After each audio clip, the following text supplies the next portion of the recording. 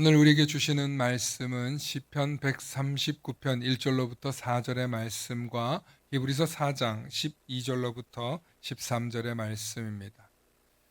시편 139편의 말씀 제가 봉독해 올립니다. 여호와여, 주께서 나를 살펴보셨으므로 나를 아시나이다. 주께서 내가 앉고 일어섬을 아시고 멀리서도 나의 생각을 밝히 아시오며 나의 모든 길과 내가 눕는 것을 살펴보셨으므로 나의 모든 행위를 익히 아시오니 여호와여, 내 혀의 말을 알지 못하시는 것이 하나도 없으시니이다. 아멘. 서신서의 말씀 우리 함께 압독하십니다. 시작. 하나님의 하나님의 말씀은 말씀은 살아있고 활력이 있어 좌우의 날선 어떤 검보다도 예리하여 혼과 영과 및 관절과 골수를 찔러 쪼개기까지 하며 또 마음의 생각과 뜻을 판단하시나니 지으신 것이 하나도 그 앞에 나타나지 않음이 없고 우리의 결산을 받으실 이의 눈앞에 만물이 벌거벗은 것 같이 드러나느니라. 아멘. 오늘 추수감사주일 연합예배로 코람데오 코람문도라는 제목으로 말씀의 은혜 나누고자 합니다. 코람데오 코람문도 무슨 뜻인지 말씀에 깊이 듣다 보면 무슨 뜻인지 알게 되실 것입니다. 기대하면서 함께 듣기를 소망합니다. 축복의 사람 곁에는 축복의 사람이 있고 감사하는 사람 곁에는 감사의 사람이 찾아옵니다. 날마다 감사의 사람, 축복의 사람 되실 수 있기를 축원합니다. 아멘.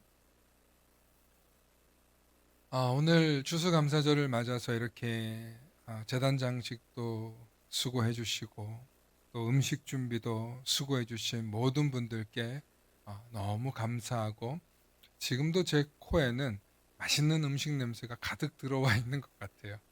너무 감사하고 다시 한번 수고해 주신 우리 협조해 주신 성도님들께 감사드립니다. 오늘 우리 이 추수감사절 절기에 하나님께서 우리에게 베풀어 주신 귀한 은혜들을 감사의 열매를 다는 행사를 하고 있습니다.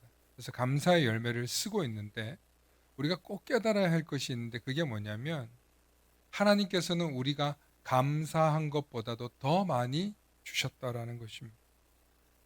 우리가 감사한 것보다도 더 크게 주셨다는 것입니다. 우리가 감사한 것보다도 더 아름답게 베풀어 주셨다는 것을 깨달으실 수 있기를 소망합니다. 그러므로 저와 여러분들은 감사하면 할수록 감사할 일이 더 많아진다는 진리를 깨달으시며 따라합시다. 더 넓은 감사, 더 큰 감사, 더 많은 감사, 더 아름다운 감사, 그렇게 감사하시는 저와 여러분들 되시길 소망합니다. 그런데 여러분, 감사에도 아주 여러 단계가 있어요. 그리스의 철학자 플라톤이라는 사람이 세 가지의 감사를 남겼는데, 첫 번째가 뭐냐면 내가 남자로 태어난 것, 두 번째가 야만인이 아닌 그리스인으로 태어난 것, 세 번째가 소크라테스와 같은 시대에 태어난 것이랍니다. 이건 지극히 자기에게 주관된 감사입니다. 남자로 태어났다는 뜻은 뭐냐면 그 당시에 여자는 물건 취급을 받았기 때문입니다. 두 번째, 그 당시에 그리스인은 최고의 지성을 가진 사람들이 모인 도시였고 시민이라는, 우리가 지금 쓰고 있는 그 시민이라는 단어가 거기서 온 거거든요. 그러니까 그리스인 하면은 세계에서 가장 선진화되고 발달된 지역의 사람들이다, 그런 인식이 있었습니다. 마지막으로 세 번째, 소크라테스 시대에 살았다는 건 뭐냐면 필라소피, 이 철학자들인데 지식, 지혜라는 뜻이거든요. 지식과 지혜를 소크라테스에게 물려받은 거예요. 그래서 자기 스승 소크라테스에게 감사하는 마음도 담아서 자기가 세 가지의 감사를 남겼다는 것입니다. 이것도 굉장히 유명한 일화인데 지극히 개인적인 감사의 수준밖에 되지 않는다는 거죠. 그런데 미국의 마틴 루터 킹이라는 목사님은 이런 감사를 했어요. 어떤 감사를 했냐면 내가 흑인으로 태어난 것에 감사합니다. 하나님이 나를 흑인으로 태어나게 하셨음에 감사를 드린다. 미국에서 마틴 루터 킹이 활동할 당시에 흑인은요, 아직도 노예에서 해방되지 못했을 때입니다. 그리고 흑인은 대부분 다 투표권이 당연히 없었습니다.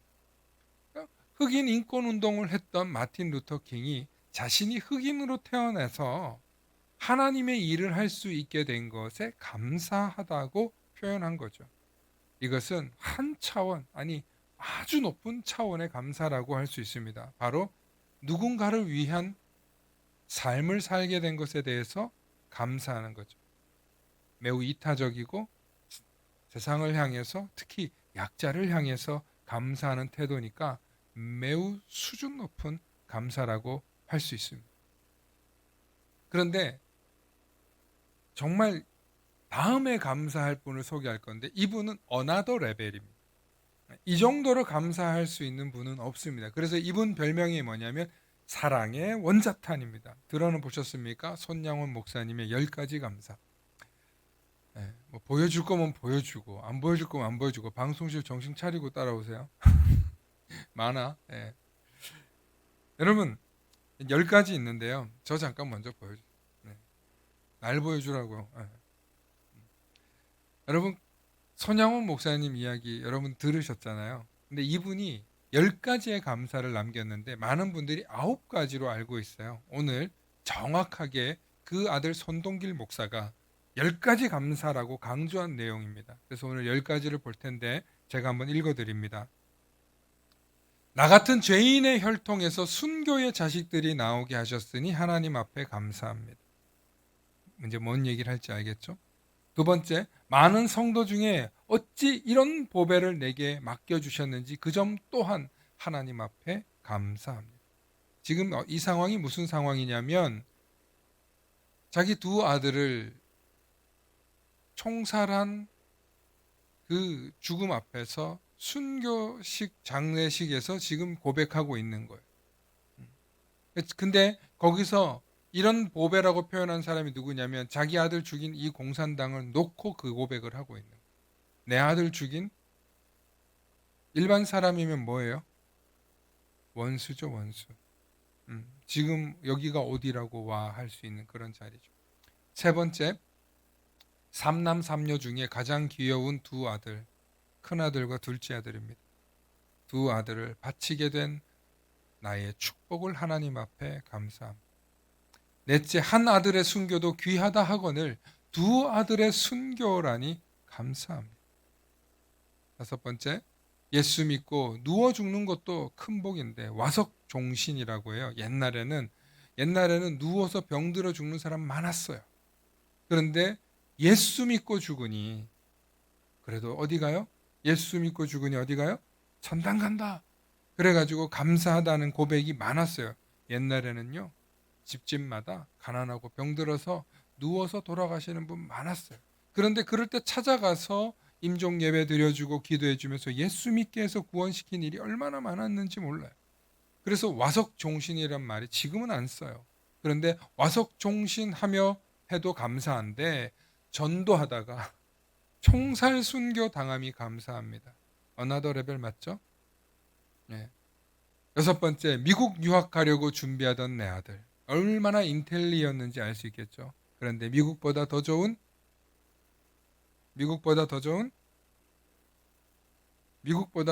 천국 갔으니 내 마음 안심되어 감사합니다.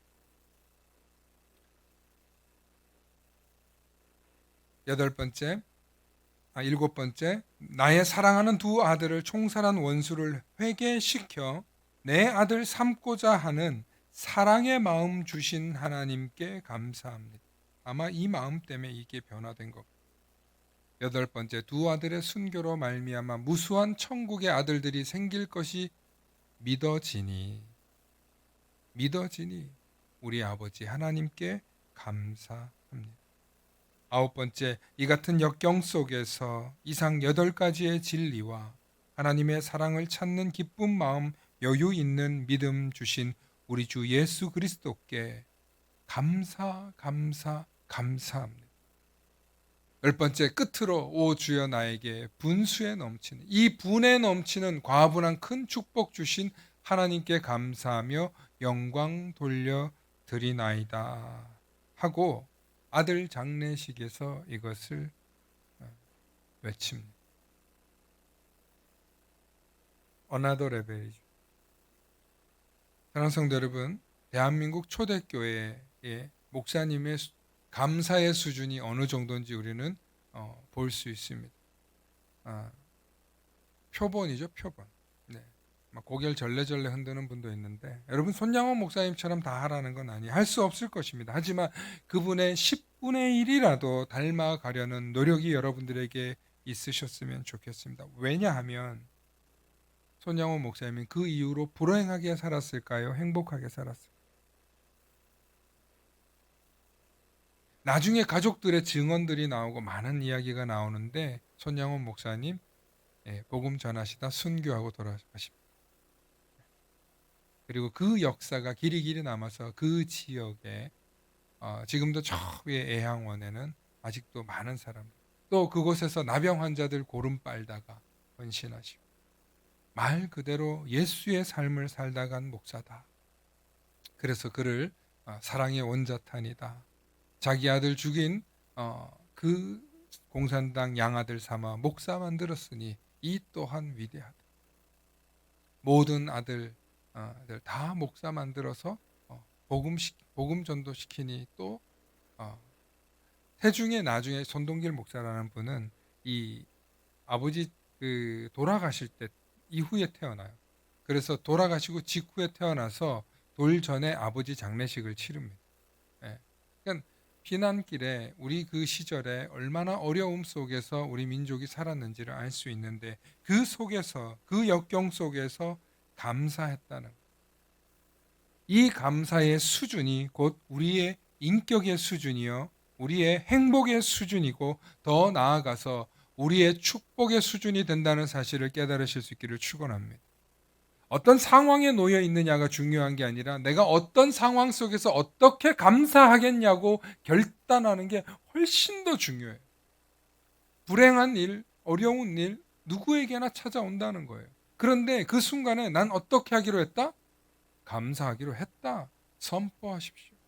그게 여러분들의 인격을, 그것이 여러분들의 행복을 가늠하는 기준이 된다는 사실을 깨달으시면서 감사의 수준을 더 높이고 더 많이 더 넓게 하셔서 늘 내 인생은 감사했노라고, 내 인생은 행복했노라고, 내 인생은 축복받았노라고 그렇게 여러분들 스스로 고백하며 깨달으실 수 있기를 축원합니다. 그런데 오늘 추수감사절을 맞이하면서 우리가 감사에 대해서 한 가지 회복해야 될 것이 있습니다. 너무 높은 수준의 걸 얘기를 하니까 아유 저건 뭐 못해 뭐 이러실 수 있잖아요. 여러분들 스스로 회복해야 될 것들이 있어요. 그것을 오늘 가인과 아벨의 이야기를 통해서 잠시 살펴보려고 합니다. 추수감사절을 통해 우리가 회복해야 할 것이 있는데 창세기에 보면 가인과 아벨의 제사 이야기가 나옵니다. 하나님께서 가인의 제사는 받지 않으셨는데 아벨의 제사를 받으신 거예요. 창세기 4장 5절에 보면 가인과 그의 제물은 받지 아니하신지라. 하나님께서 가인과 그의 제물은 받지 않으신 거예요. 오늘 이 본문에서 사실은 할 말이 너무 많지만 하나님께서 가인만 안 받으신 것도 아니고 가인의 제물만 안 받으신 것도 아니고 이 둘 다 안 받으셨어요. 왜 안 받으셨냐 보니까 첫 번째가 가인이 하나님께 그렇게 감사하지 않았어요. 그게 바로 나오는데 예를 들면 우리가 어떤 감사 선물을 줬어. 그런데 내가 이거를 줬는데 상대방이 안 받았어. 그러면 두 가지 생각을 할 수 있어요. 기분 나빠도 있는데 저분 마음에 들지 않나? 하고 우리 스스로 왜 내가 저분 마음에 들지 않게 제대로 준비하지 못했을까? 이렇게 생각할 수도 있다는 거예요. 감히 인간인 이 가인이 하나님께 제사를 드리면서 하나님이 받지 않으신 것에 대해서 어떻게 표현합니까? 5절에 가인이 몹시 분하여 안색이 변하니 가인이 몹시 분하여 안색이 변했어요. 이건 무슨 뜻이에요? 화났다는 뜻이에요. 왜 내 거 안 받아? 다음부턴 내가 하나 봐. 이런 태도는요, 그 마음 속에 하나님을 경외함이 전혀 없었다는 거예요. 굉장히 교만하고 완악한 태도로 그가 하나님께 제사를 드렸다는 것 아니겠습니까? 그러니 하나님이 그 중심을 아시는데 뭐하러 받아요? 하나님 안 받으신 거예요. 그런데 그 다음 행동이 더 기가 막혀요. 몹시 안색이 변하고 분의 안색이 변한 하나님이 너는 죄가 네 앞에 있으니 너는 다스리라고 얘기를 해요. 그런데 안 다스리고 가인이 무슨 짓을 합니까? 내 건 안 받았는데 아벨 건 받았어? 아씨 화나? 저 새끼 확 죽여버려. 어떻게 해요? 진짜 죽여버려. 그래서 자기 동생을 죽이는 거예요. 자기 동생을. 성경에 최초로 살인 사건이 일어나는데 그게 누구냐면 형제가 형제를 죽이는 살인 사건이 얼마나 끔찍한 얘기입니까?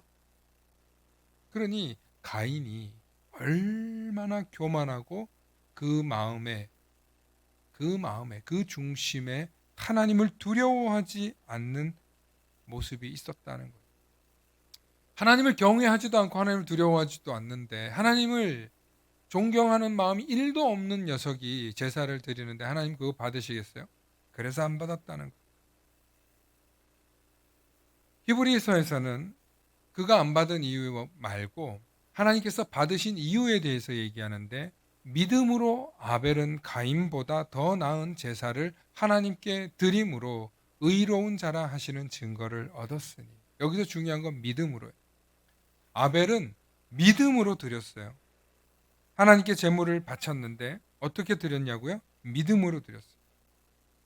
그러면 이 믿음이 어떻게 나타나냐면 4장 4절에 나오는데 아벨은 자기도 양의 첫 새끼와 그 기름으로 드렸더니 여호와께서 아벨과 그의 제물을 받으셨느니 아벨과 그의 제물을 받았다는 거예요. 아까와 상반되죠? 가인과 그의 제물을 안 받았는데 아벨과 그의 제물을 받았다는 거예요. 무슨 얘기예요? 아벨의 중심을 보셨다는 거예요. 아벨의 정성을 보셨다는 거예요. 어떻게? 첫 새끼와 그 기름. 여기서 첫 새끼는요, 준비되었다는 거예요. 얘 상하지 않게 아주 곱게 곱게 다뤄서 하나님께 바치는 거예요. 하나님이 육식을 좋아해서 양을 바쳐서 기름을 바쳐서 버터를 바쳐서 하나님이 받으셨다는 게 아니에요. 예, 옛날에 그렇게 해석했습니다. 성경을. 절대 아니에요. 하나님은 고기를 좋아하시는 분이 아니에요. 이 고기 좋아하시는 분들한테는 이게 굉장히 웃으실 수 있는 얘기인데 하나님 양고기 특별히 좋아하시고 그런 거 아니에요. 준비된 것을 좋아하시고 예비된 것을 좋아해요. 그만큼 준비되고 감사한 것을 하나님께 드렸다는 것. 여러분들께서 사회생활 하시고 혹은 회사를 운영하시고 그러다 보면 사람들에게 감사의 표시를 해야 될 때가 있죠. 우리는 그거를 이렇게 표현합니다. 보통 성의를 표시한다. 예. 성의 표시의 감사가 있어요. 그죠? 어떤 행사를 하거나 또 아니면은 뭐 명절이 되면 우리가 절기에 따라 돌아다니면서 주는 게 있잖아요. 받기도 하고 주기도 하고. 이게 보편적인 문화가 되어 있습니다. 그런데 여기에는 목적이 있어요. 나의 이윤이나 나의 이득이 담겨 있어요. 그래서 사업을 하거나 가게를 하시는 분들은 무슨 사은 대잔치, 사은회. 그러니까 당신이 나한테 베풀어 준 거에 감사하다고 하지만 딱 얼마 정도 가격이 정해져 있는 것을 준단 말이에요. 그런데 여러분들이 정말 감사한 사람들한테는 뭘 드릴까를 고민해요. 그리고 뭘 좋아할까를 생각해요. 저분이 뭘 좋아하시지? 저분이 뭘 갖다 드리면 정말 기뻐하실까? 내가 없는 중에도 주는 걸 아는 사람한테는 이 정도를 드리고 뭐 이렇게 감사한 마음을 표현합니다. 아벨의 제사는 준비되고 진정성 있는 감사였다면 가인의 제사는 그런 어떤 제사일까요? 성의면 표시한 거예요. 하라고 하니까. 여러분 우리도 알잖아요. 이게 성의만 표시한 건지 정말 열과 성을 다해서 감사한 건지 알잖아요. 사람은 다 알아요. 귀신같이 알아요. 예. 시간이 걸려요. 선물을 준비하고 뭘 주는데 대충 한 거하고 성의를 표시한 거 달라요. 여러분, 우리가 하나님께 감사할 때요. 하나님께 정말 감사할 때 여러분 성의 표시로 하지 마시기 바랍니다. 정말 하나님께 진심을 다해서 정말 어렵고 힘들지만 하나님께 여러분들이 감사하시면서 여러분들이 하나님께 감사를 표현하실 수 있기를 축원합니다. 왜냐하면 하나님 다 아신다는. 그런데 하나님은 그러면 많이 주면 기뻐하냐? 그런 게 아니에요. 또 하나님 뭘 원하시는 거예요? 예수님께서 과부의 두 렙돈을 이야기하시면서 하신 말씀이 있어요. 뭐예요? 부자들이 헌금을 쫙 하는 걸 보시고 예수님이 저기 한 과부가 몰래 넣는 헌금을 보시고 그 과부를 빗대어서 이렇게 얘기해요. 저 여인이 하나님께 가장 많이 헌금했다 라고 얘기합니다.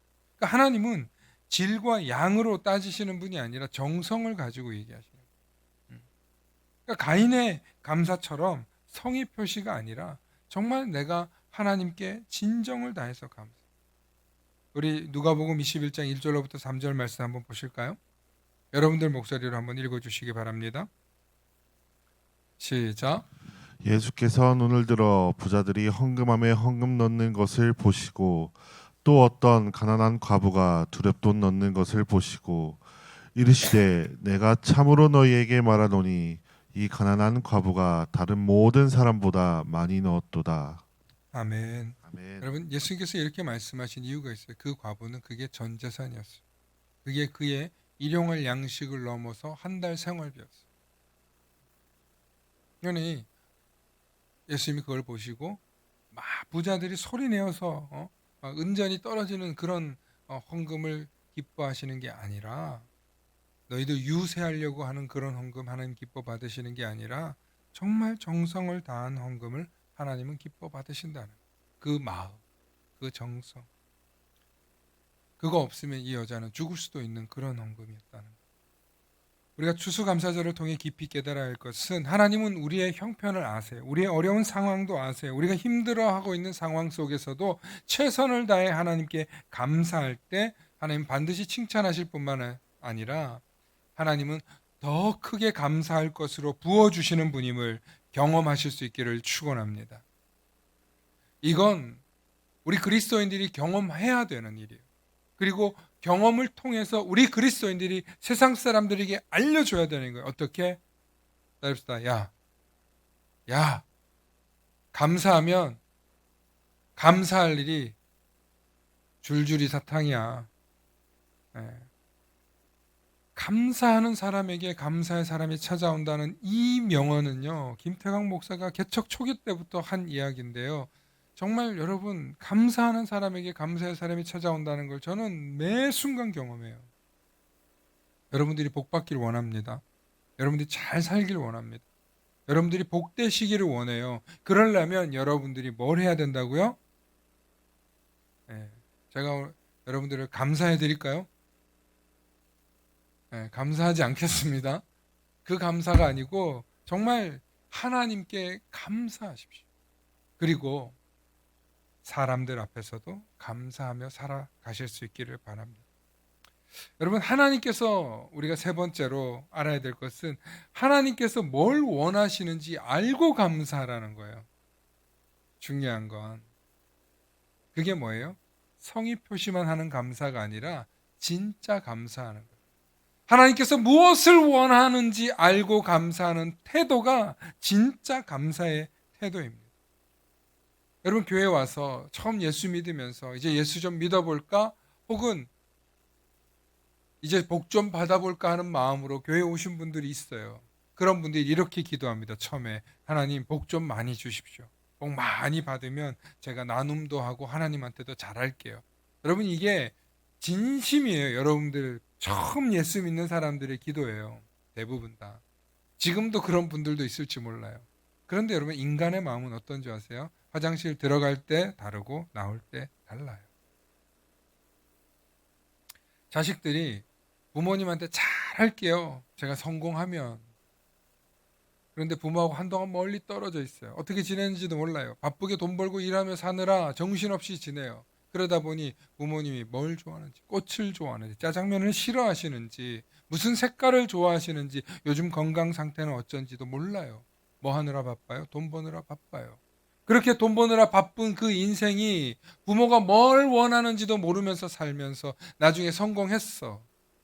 그때 베풀어주는 알량한 베품이 부모에게 큰 기쁨이 될까요? 아니에요. 평소에 잘해야죠. 평소에. 어머니 어떠셔요? 아버지 어떠셔요? 평소에 무난하고, 평소에 연락드리고, 평소에 인사드리고, 오늘 뭘 원하시는지를 여쭙고, 그래서 그걸 위해서 다 못 해드려도 어머니 제가 이거 꼭 해드리고 싶어요. 말만 해도 어머니는 이미 내 다 받았다 하는 게 부모 마음이에요. 부모는 우리를 키울 때 이미 기쁨을 다 얻었어요. 그런데 자식이 잘하고 싶은 마음에 효도하겠다면서 멀리 떠나서 자기 성공을 위해서 살았던 거지. 사실은 부모와 동떨어져 있는 자식은 부모의 속을 모른다는 거예요. 마찬가지로 하나님에 대해서 알지 못하는 사람이 하나님께 뭘 감사하겠습니까? 우리가 하나님께 어떤 마음으로 감사해야 할지 알지 못하는데, 하나님께서 무엇을 기뻐하는지 알지 못하는데 우리가 무엇으로 감사할 수 있겠습니까? 오늘 설교 제목인 코람 데오가 있고 코람 문도가 있어요. 코람은 뭐뭐 앞에 서입니다. 데오는 하나님이. 그러니까 우리는 하나님 앞에서 살고 있는 존재. 하나님 앞에서 우리가 무엇을 하든지 하나님은 다 알고 계신다는 거예요.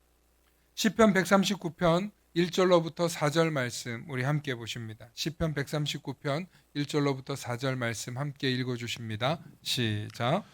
여호와께서 주께서 나를 살펴보셨으므로 나를 아시나이다. 주께서 내가 앉고 일어섬을 아시고 멀리서도 나의 생각을 밝히 아시오며 나의 모든 길과 내가 눕는 것을 살펴보셨으므로 나의 모든 행위를 익히 아시오니 여호와여 내 혀의 말을 알지 못하는 것이 하나도 없으시니이다. 아멘. 하나님이 모르시는 게 하나도 없다는 뜻이에요.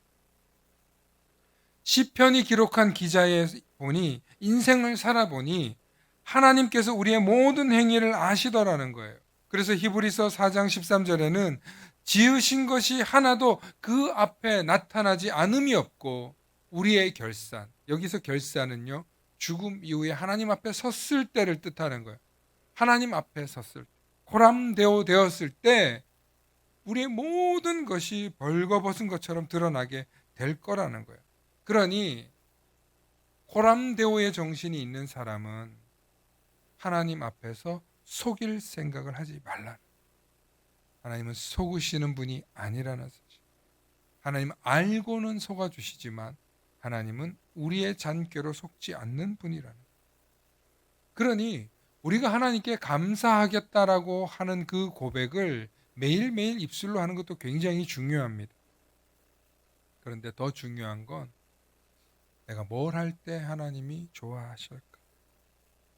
내가 무엇으로 하나님을 기쁘시게 해드릴까? 매일매일 묵상하고 매일매일 하나님을 잊지 않고 감사하실 수 있기를 축원합니다. 여러분 자녀를 저도 그랬는데요. 자녀를 키우다 보면 우리 어머니 세대들이 경험하는 게 있어요. 자식들이 전화가 와요. 갑자기 평소에 연락도 없다가 엄마 잘 지냈어? 엄마 뭐 이렇게 감사해요. 키워줘서 감사해요. 낳아줘서 감사해요. 뭐 해서요. 그럼 부모가 무슨 생각부터 들까요? 야, 너 뭔 일 있냐? 너 돈 필요하냐? 사실 알고 보면 저도 그랬어요. 제 20대, 30대, 심지어 결혼해서도 저도 그랬어요. 부모가 갑자기 연락이 오면 겁부터 나요. 얘가 왜 연락했지? 하나님도 마찬가지시라는. 하나님도 우리가 갑자기 연락하면 너 무슨 일 있지? SOS 치는 하나님 아셔요. 그런데 염치불구하고도 우리가 하나님께 그렇게 구할 때 부모님이 우리의 부탁을 들어주시는 것처럼 하나님도 들어주시는 분이라는 거예요. 그러니 두려워하지 말고 염려하지 말고 하나님께 구하십시오. 그러나 하나님께 감사할 때는 흉내만 내지 말고 성의 표시만 하지 말고 정말 진심을 다해서 감사하실 수 있기를 축원합니다. 하나님께 감사하면 하나님께 더 큰 감사의 거리를 우리에게 풍성하게 주시기 때문입니다. 그래서 교회는 뭘 가르치는 학교냐면, 따릅시다. 교회는 감사의 학교다. 할렐루야. 그래서 교회에 오면 맨날 듣는 소리가 그거예요. 감사합니다. 아마 여러분들께서 제가 설교를 하거나 예배를 진행하는 가운데 감사의 소리를 한 20번은 들을 거예요. 예, 최소한. 예. 그러니까 감사를 계속 들으면서 이럴 때 감사하는 거구나. 이 순간에 감사하는 거구나. 저 상황에도 감사를 했구나. 예. 심지어 요즘 그런 노래를 부르고 있잖아요. 그럼에도 불구하고 비가 오나 눈이 오나 제가 그걸 개사해가지고 막 쓰고 싶었어요.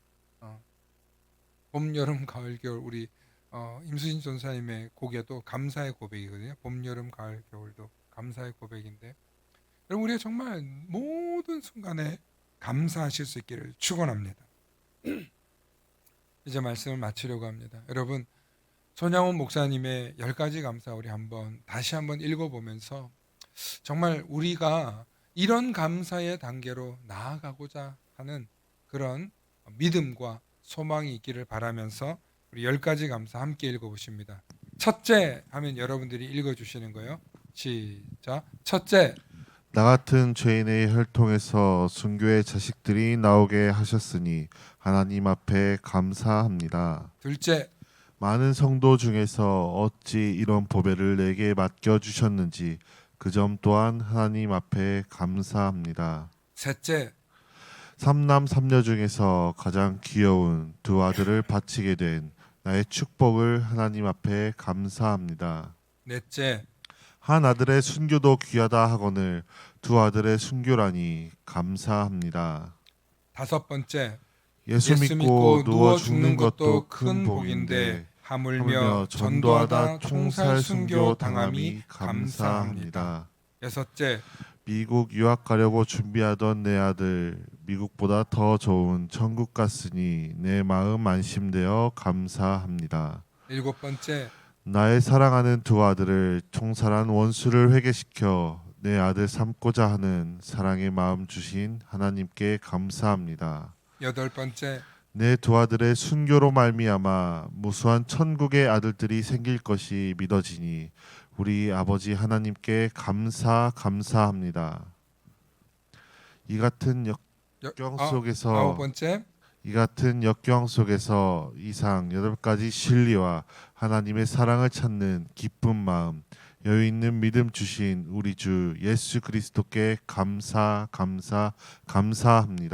열 번째 함께 읽습니다. 시작.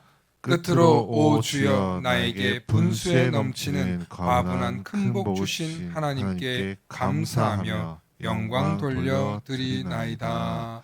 아멘. 가시는 길에 저 가실 수 있도록 제가 프린트해 놨어요. 설교 시간에 들으셔도 되지만 여러분들께서 찍으셔도 되고 가지고 가셔도 돼요. 여러분 우리가 어떤 상황 속에서도 감사할 수 있는 사람이 되는 게 감사의 역량이 높은 사람이라고 해요. 인생에 성공한 사람들에게 찾아보니까 2가지 지수가 높았는데 첫 번째가 역경 지수가 높은 사람이에요.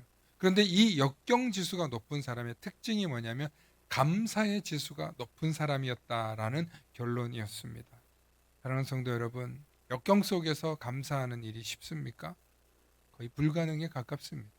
그런데 감사를 훈련하고 감사를 배우면 반드시 감사하게 되어 있습니다. 어떤 상황 속에서도 어떤 순간 속에서도 우리의 자녀들이 혹은 내가 감사하게 되어서 감사를 선포하게 되어서 그 모든 역경과 고난을 이겨내실 수 있기를 축원합니다. 코람되어 하나님 앞에서 감사하기로 결단하십시오. 코람분도 세상 앞에서도 감사하겠노라고 선언하십시오. 그러면 여러분들의 인생은 잘 될 수밖에 없고 복될 수밖에 없고 무엇보다도 여러분들의 마지막이 승리자로 맺어지게 될 것입니다. 그러므로 코람되어 코람문도 어디서나 감사하는 사람, 그래서 늘 감사로 승리하시는 저와 여러분들 되시길 축원합니다. 함께 기도하십니다. 좋으신 아버지 하나님 참으로 감사합니다. 사방팔방 모든 것이 온갖 것이 하나님께 감사할 제목임을 고백합니다. 그럼에도 불구하고 우리는 감사하기보다는 불평했고 원망했고 실망했고 낙담했고 그리고 남 탓했습니다. 하나님, 우리의 수준이 우리의 지경이 감사하지 못했음을 고백합니다. 하나님, 어떤 상황 속에서도 어떤 순간 속에서도 어떤 역경 속에서도 감사함으로 그 모든 역경과 고난을 돌파해 나아갈 수 있는 믿음의 사람 될 수 있도록 하나님 우리에게 믿음의 눈을 허락하여 주시고 아벨과 같이 늘 믿음으로 감사의 제사를 드리는 우리 모두가 될 수 있도록 축복하여 주시옵소서. 감사드리며 우리 주 예수 그리스도의 이름 받들어 간절히 기도 올리옵나이다. 아멘.